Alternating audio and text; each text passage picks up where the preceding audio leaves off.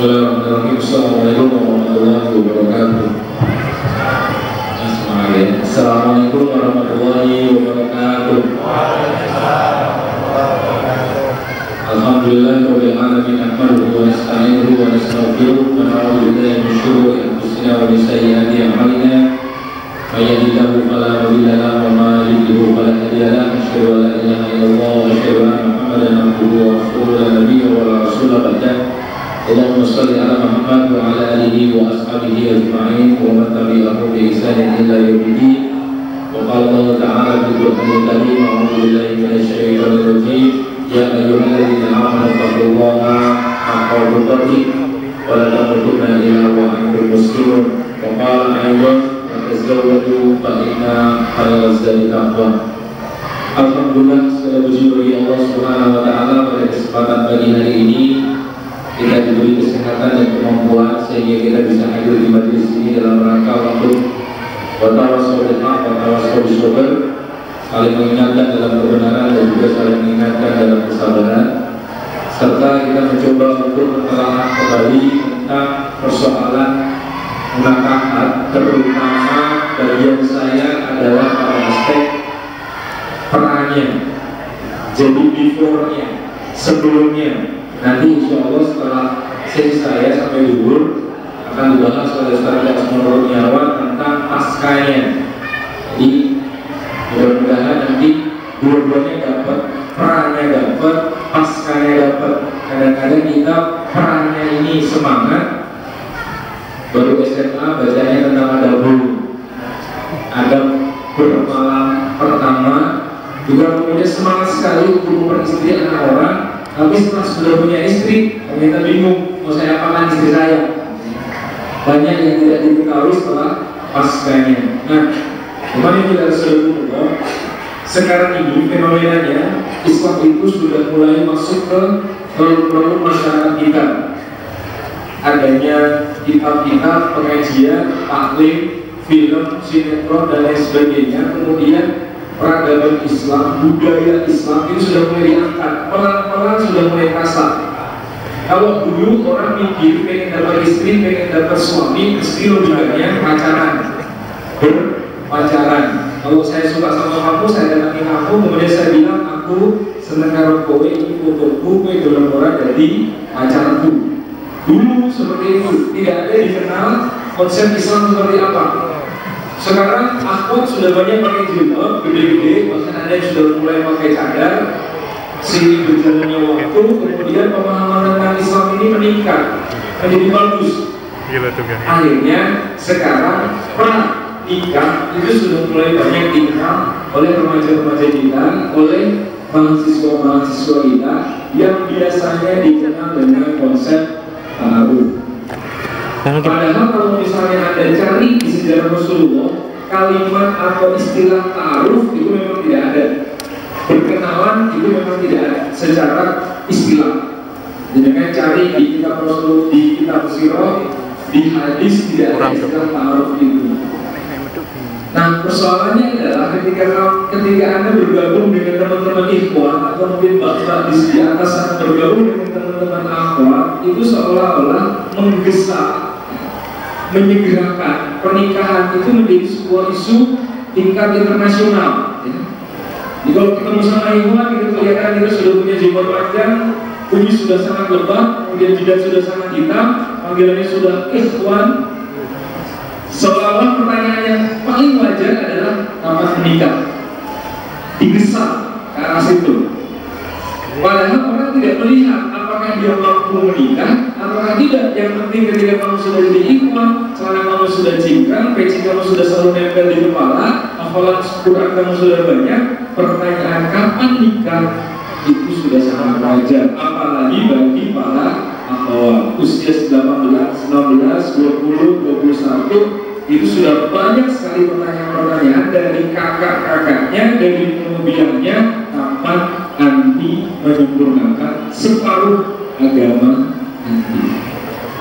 Tapi tidak dilihat apakah yang bersangkutan ini punya masalah, punya problem atau tidak.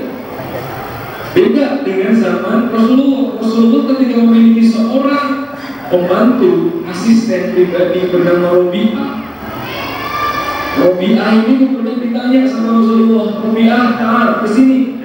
Ada apa ya Rasulullah? Apakah kamu sudah siap menikah? Robi'ah ini pria Pak, bukan wanita. Soalnya kalau di Indonesia ini itu kesannya wanita. Ya Rasulullah, saya ingin mengabdikan diri saya kepada Rasulullah. Saya belum memikirkan menikah. Ya sudah. Hari berikutnya ditanya, Robi'ah, kamu sudah siap menikah? Jawabannya tetap sama, saya masih ingin mengabdikan diri kepada Rasulullah. Hari ketiga ditanya, ya Robi'ah, apakah kamu siap menikah? Karena Robi'ah ini kasar, Rasulullah itu gak pernah nanya sampai 3 kali kalau gak serius banget. Akhirnya Robi'ah mengatakan, ya Rasulullah, saya siap menikah. Akhirnya Rasulullah bersabda kepada dia, kalau kamu pergi ke sebuah tempat, di situ ada sebuah rumah, ada seorang bapak punya anak gadis, kamu bilang sama bapak itu, Pak, saya diutus oleh Rasulullah untuk melamar anak bapak. Silakan kamu pergi ke sana. Akhirnya dia pergi ke sana, kemudian melamar, Pak, saya ke sini melamar anak bapak. Kemudian ternyata diterima, pulang ke Rasulullah, gimana lamaran kamu? Alhamdulillah diterima.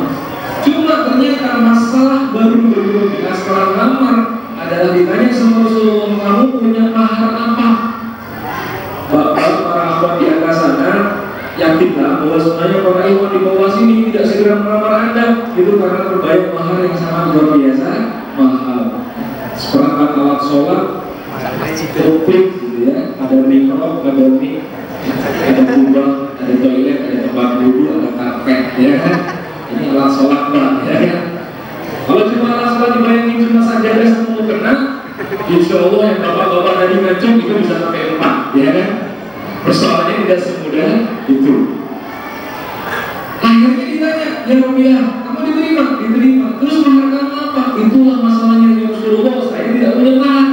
Akhirnya dilaporkan ke sahabat-sahabatnya, wahai sahabat sekalian, ini ada saudara kita Robi'ah, dia sudah mau nikah tapi nggak punya mahar. Siapa yang ingin bantu dia? Saya Rasulullah, saya akan bantu mahar dia. Akhirnya teman-temannya urunan membantu mahar sahabatnya.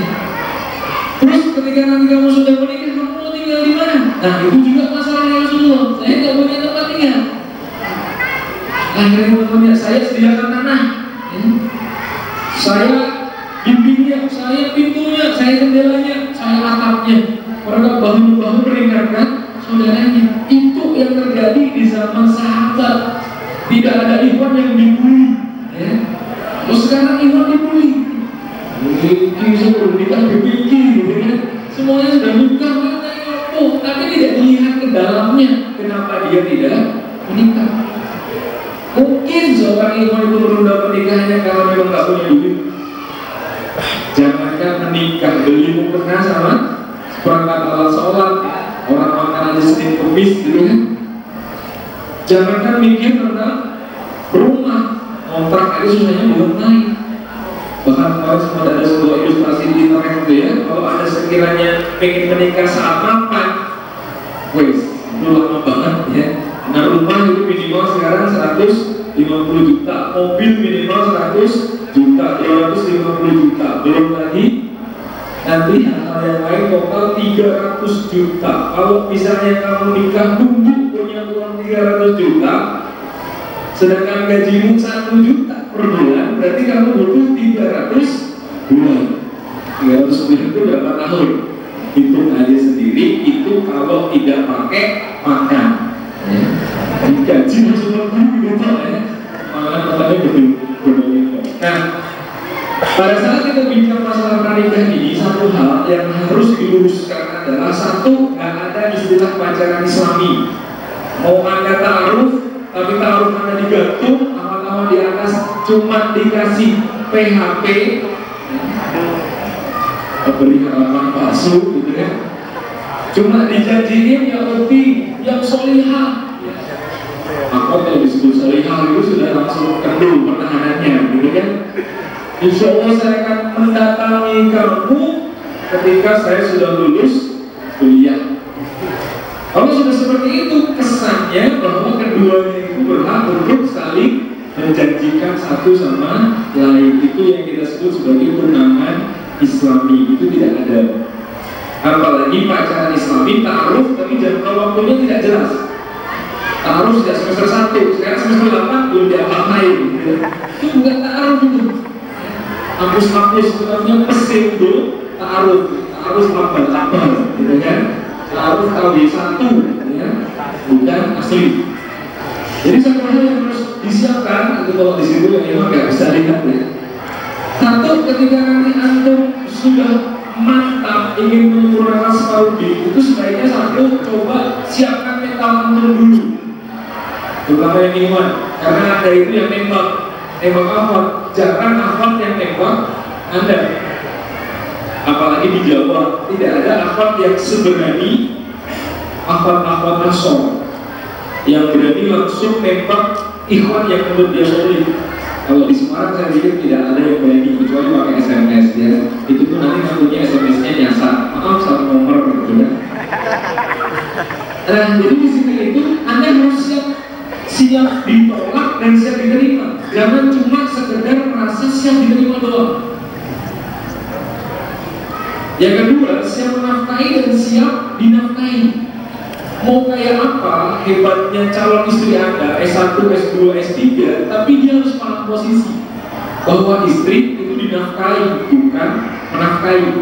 Kalau nanti misalnya yang belum punya istri di sini, Anda dapat seorang akhwat karir, maksudnya mungkin dia di rumah ada kerjaan, ada usaha, apa buka warung pempek, atau mungkin buka tailor, atau mungkin buka laundry, atau mungkin buka apa nih gitu ya. Penghasilan dia lebih gede, uang dia itu adalah uang dia. Kita sebagai suami itu tidak pernah mencampuri uangnya dia. Jadi tapi karena kamu gajinya 5 juta per bulan, sementara aku 500.000 kan beda 1 digit nih gitu ya. Jadi untuk SPP anak-anak, kalau kamu yang bayar ya, aku untuk ini aja, untuk bayar cicilan KPR 500.000 misalnya. Itu nggak bisa, karena bahu kita lebih gede itu untuk menafkahi istri-istri kita. Kita bilang istri-istri gitu ya, untuk menafkahi istri kita. Jadi harus siap dinafkahi dan harus siap menafkahi. Kalau seandainya bapak di atas itu ya, Mas, aku nggak mau membantu nafkah itu ya wajib kamu, bukan saya. Itu sah bagi mereka ngomong seperti itu.